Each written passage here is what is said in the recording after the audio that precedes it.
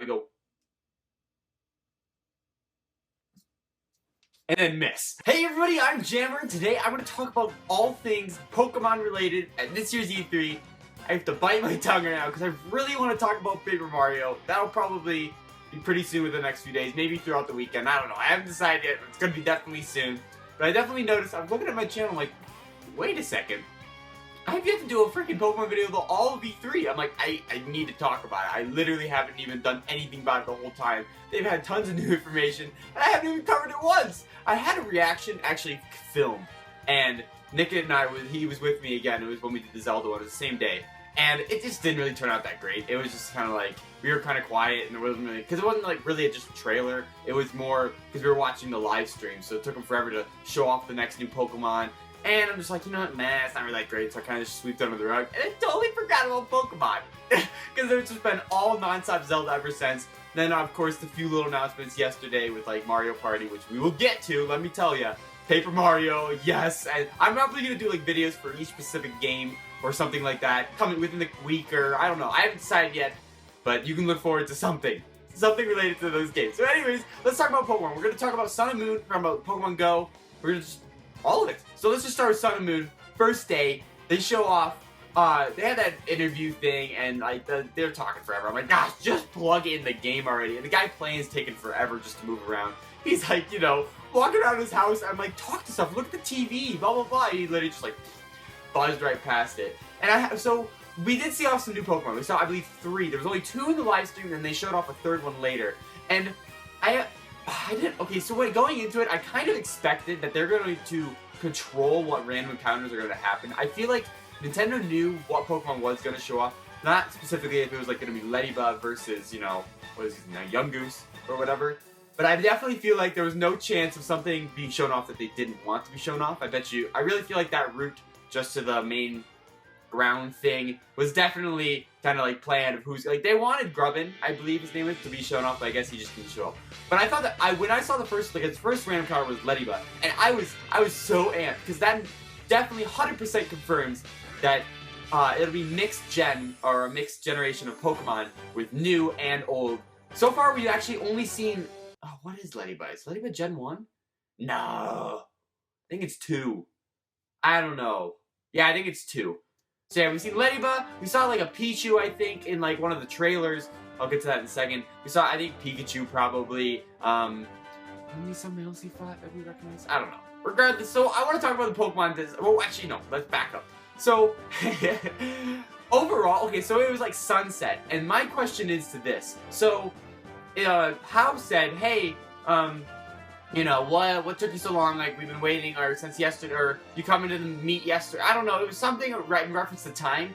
And my question is time going to be more controlled for the story in this game, rather than, like, what we thought it was going to be, where it's going to be real time, where it's going to be based on the 3DS's clock. So it kind of makes me wonder, because it was sunset, or sunrise, or whatever, and it definitely wasn't sunset or sunrise in real life. At least where they were, granted, maybe their 3DS was still set to, like, Japan time, or whatever, and they're in Los Angeles. So perhaps that could have been it. That's not even right, though. I'm pretty sure that time zone's off. I don't know. Maybe, because I feel like with sun rising and setting, and being sun and moon, I really feel like that's probably going to be part of the story. So maybe they might forfeit the real-time, like, day and night cycle over to make more sense of the story, because they're probably going to be using those aspects into the game. And then, we saw like, I love how, at first, we saw, like, no tall grass, and now it's just there. Like, I guess they just didn't have it on the roots at first for some reason. But, like, now it's there, and I love the animation of your trainer going through, where he just kind of, like, creeps through it, you know? And, like, and the little shadow thing that appears when, like, you see a trainer, and, like, he's in your scopes. Because now, like, since it's not as top-down as it was before, it's kind of hard to tell if, like, you know, the trainer sees you or not. Now that little, like, intensifies. You know? And I think that definitely really works. And, man, it looked really cool. Just walking around the world. Like, just that brief, like, few feet that he walked. I'm like, wow, this looks super cool. So let's just talk about the new Pokemon. I've been holding off too long. The first one we saw was Yungoos. I was really confused at first what the heck that was. Now I understand, yeah, it's a mongoose that was supposed to, I mean, which actually is kind of cool, because it's actually part of Hawaiian history, where they actually did, import's not the right word. what's that called? When you bring in a foreign animal into a new ecosystem. Oh man, I can't remember. That one word that you know that I don't because you have the internet to look it up. Anyways, they brought in the mongoose in order to decrease the rat population. So it makes me wonder if we're going to, or makes me theorize that I think we're going to actually get a rat Pokemon that they didn't want to show off just yet, but perhaps to go in suit with the mongoose, perhaps, maybe, I don't know what he'd be called. There was already Rattata, but I mean, maybe this one would be more, because he's more of like a mouse than a rat, really. Kind of look at him, his design anyways. So maybe they're gonna have more of like an elongated snout, nasty fur, and like the weird curly tail, you know? Nah, I don't want to be too gross, but anyways. And then, so, Yungoos, I don't know, his design was a little weird. Like, his mouth kind of like, I don't know if it was weird and jarring at first. Like, it kind of like looked like it was like flat on his face, you know? It didn't really look right. Wasn't as bad as my initial impression. But, I mean, of the three that were shown off, I think he was, like, the weakest design. I mean, granted, there is his evolution, which we don't know. And I can't help but feel like a what's his name? Liloon or a Zigzagoon. I can't help but feel a vibe from when I look at this character. And, of course, they showed off what is called Pikapek Pikmin. I think if I catch him, I'm going to name him Pikmin because it's close enough. And that was the woodpecker that a lot of people theorized is going when we saw the wireframe when they first unveiled this game. And you know what? Sashima, who I did the discussion with, who drew a fan art of that woodpecker, she nailed it. She nailed it. I'm going to link to that video somewhere, but she nailed that freaking drawing. The only thing different is, like, I think the eyes are a little bit bigger and, like, blue in comparison. I think she just made them smaller and, like, maybe black or something like that. But she totally nailed it. So, super major props to her. And what's cool is also, we did see his Pokedex entry where it was number 10. I think we saw Yungoos too, but I can't remember. Regardless, he was number 10. So this is, like, kind of, so after the first set of three starters and their evolutions, this would be the next Pokemon, and it shows that there was 3 more stages. So this is definitely 100% our starter bird or our early bird Pokemon, and it's gonna have its 3 stages. So this is like the Pidgeotto or the Sparrow or whatever. Is Sparrow Tallow? I don't know. And regardless, you know what I'm talking about. And I actually really like this Pokemon. I kind of wish, I hope it gets a more unique typing, because what is it right now? Normal flying or something like that. It'd be kind of cool if it got like a grass or even, I don't know, even steel. Like, I'd love to see some unique typing to this, rather than just being, you know, the normal freaking bird Pokemon. I'd love to see some unique typing to it, and kind of incorporate the fact that it's got a super fast beak, and perhaps make its speed stat off the charts, you know, and be able to have super awesome priority. That'd be really cool. I'm really interested to see what its evolution is going to look like. That Pokemon, out of the 3, though, I think is my favorite of what we see so far. Granted, we already saw this one technically. I don't know. And then there's Grubbin. So we didn't even see Grubbin, but he looks pretty cool. So he's like, I first thought he was like a freaking cuttlefish, but then I'm like, oh wait, no, why is his name Grubbin? He's definitely a grub. So this is probably, again, the starter bug, like a Weedle or a Caterpie. I mean, I guess starter bug isn't really a thing, but it kind of is. I don't know. You skipped whatever. Regardless, I mean, Grubbin's like, yeah, pretty cool. I'm interested to see what he's going to evolve into. Is he going to be like a centipede or something? Because that's freaking disgusting. I do not want a freaking centipede Pokemon. I mean, yeah, maybe it'll have like Intimidate as its like natural ability, so it can literally intimidate their, because, oh my gosh, could you, I mean, we've never seen it before. We've never seen a centipede Pokemon, and I mean, what a grub turn into? Maybe roly-polies, or whatever they're called, pillbugs? So perhaps we get that instead? I don't know, maybe I do want to see a centipede Pokemon, just like 1,000 legs. Yeah, that's kind of what I theorize he might turn into. I know he's going to be either one of the two. I don't think he's going to be another flying one, because grubs don't really turn into like butterflies or moths or anything along the lines of that. So I think perhaps like this would, I think that's where he's going to go. I don't know. What do you guys think? Let me know. And then of course we get to the town, and I mean, they didn't talk to anybody. I wish they were walking around talking to everybody, you know, that's what I would have been doing. Then he just goes right to the cutscene. What was an interesting detail is how actually had his Litten out in front of him. Now, this is probably just part of the story element. Like, it definitely doesn't confirm that you can take out your Pokemon whenever you want. It's just too bad. Like, I would love that so much. Just so much. So, yeah, I mean, at least it shows, like, I don't know, I guess not only your NPC is important to the story, but also maybe their Pokemon as well. Like, kind of like, for example, Steven Metagross. Like, I mean, they tried to incorporate his Pokemon into the story as well, but I mean, he obviously wasn't out as much, or if at all. I don't know. It wasn't. I don't know if it was an Omega or not. I didn't play that, but if it was, then I'm sorry. But I mean, it definitely shows that they're gonna actually put more Pokemon. I mean, we already saw that little dog a little while back, the rock one. Oh yeah, they showed that koala off a while ago, or leaked, or whatever. That one's pretty cool.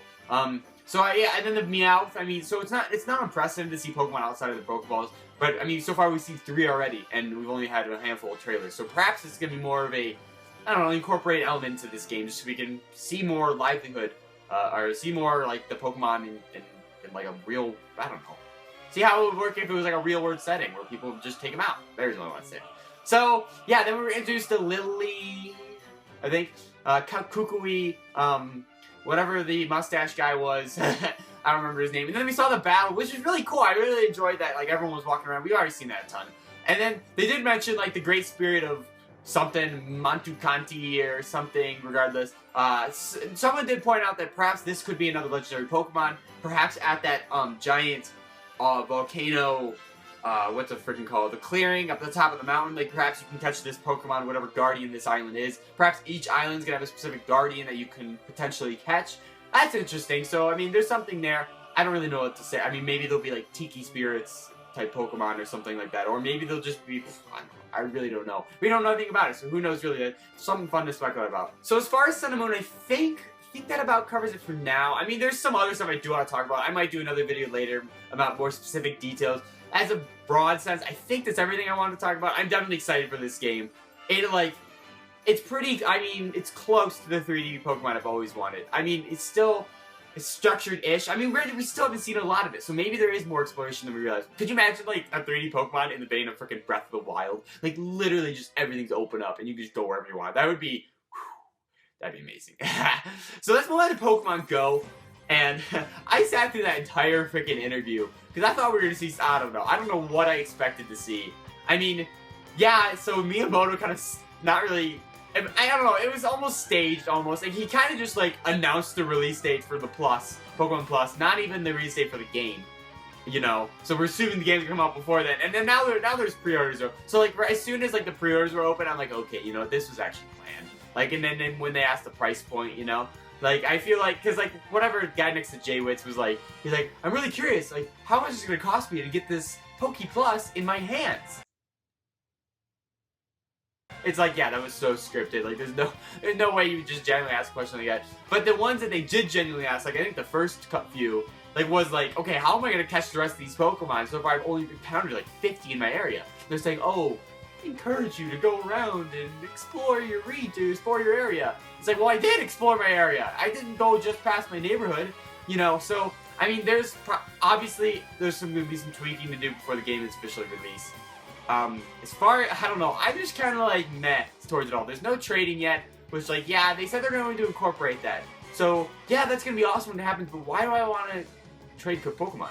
Like, why do I want to even catch Pokemon, if you really think about it?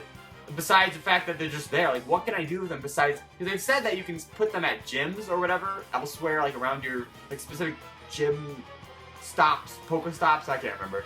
Like, why though? Like, why do I want to do that? Like, I don't know. I just don't see the gratification of just, like, when you catch Pokemon and try to catch them all, yes, it's fun to get them all, but, like, you want to do stuff with them, battle with them, or, I mean, I don't know. That's the thing that just kind of can make me meh, or kind of, like, wishy-washy with Pokemon Go right now, just because I don't see why do I want to do this? Yeah, I want to explore. Yeah, I don't want to catch Pokemon. It's just swiping, or I guess you can do the spin technique now to go, and then miss. So, I mean, I guess, I don't know. It's just, I guess I gotta get hands-on before I see it. I mean, what I've seen so far is kind of just, alright. You know, I'm definitely gonna play it. I'm definitely gonna, like, talk about it and stuff like that once it's out. But what they showed off wasn't really, You know, I was hoping the Watch was gonna do way more. Like, I was like, first I'm like, no way I'm buying that. That's freaking stupid. And then I'm like, you know what? If Pokemon Go is gonna be really cool, like, maybe I do want to buy that. After they showed off what it does, it's literally just a blinking light. It's $34. That's $5 less than Pokemon Sun and Moon. So basically, you could, like, already buy Sun and then save up $5 and then buy a second freaking version of Moon now, instead of buying the freaking Watch that's compatible with just that game. Yes, they did say that Go is going to be eventually maybe compatible with Sun and Moon, or the core games, they said. That's interesting, but I mean, is it just going to be like trading that Pokemon to their game and stuff like that? Like, is that really going to be awesome? I don't know. Or maybe they're going to incorporate the Pokewalker stuff where you can put people back onto your Watch and you can go for a run with them and then, like, Or what did it do? Did it, like, level them up or something? I can't even remember. That was ever ago. Anyways, I mean, so the watch is kind of meh. I mean, 34 bucks for literally a blinking light, and it just, I mean, yeah, you can, like, play the game without looking at your phone. That's pretty cool. But, like, you don't even know what you're catching. I mean, it would have been nice if it at least had, like, not even a real screen. One of those, like, look like the Pokewalker screen. Like, the little freaking, black pixels or whatever. Just to at least say, like, the Pokemon's name go across the screen. Or, you know, like, what Pokeball would you like to use? And you can, like, tap down and then press to get, you know? Or something along the lines of that. To actually make it worth playing on the watch. Otherwise, it's literally like, oh, Pokemon's your battle, so if I get it, and then, got it, and then you just keep walking. And you have no idea what it is to check your phone. I mean, I don't know.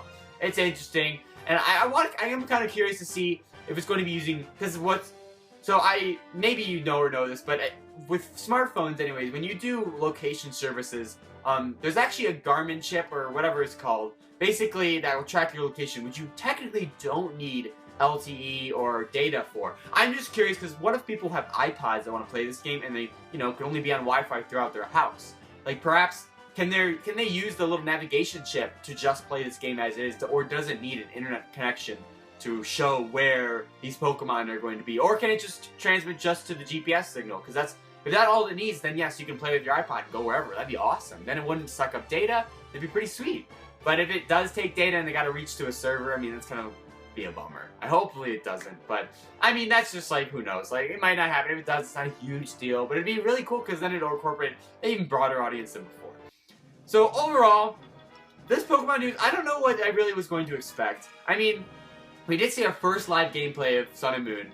And yeah, that was actually really cool. I enjoyed, I mean, it felt like constricted, but then rushed at the same time. Like, there was a lot of times where you're just standing there, I'm like, come on, do stuff. Go get that Pokeball over there. Go, you know, talk to this thing. Go check out the TV in your bedroom. You know, I don't know. Just, like, walk around and, like, do stuff. So I think it was definitely more focused, like, towards what they wanted us to see.